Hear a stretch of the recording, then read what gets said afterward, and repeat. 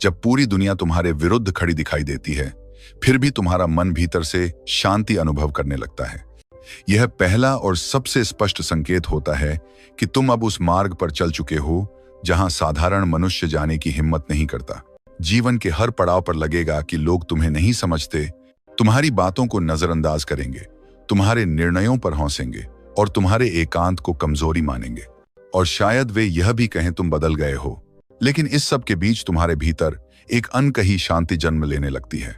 जैसे कोई भीतरी आवाज कहती हो, शांत रहो, सब कुछ अपने स्थान पर है।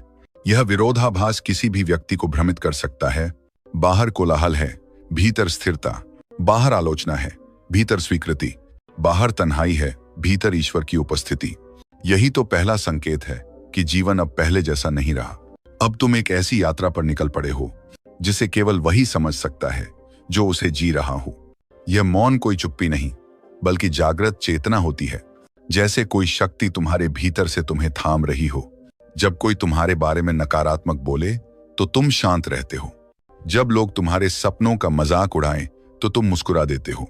यह सब तभी होता है जब आत्मा पहली बार ईश्वर की ऊर्जा के स्पर्श में आती है। और जब यह अवस्था आ जाती है तो पीछे लौटने का कोई रास्ता नहीं रहता। यही स्थिति प्राचीन योगियों, संतों और साधकों में देखी गई है, चाहे वह महावीर हों, बुद्ध हों या स्वयं योगानंद।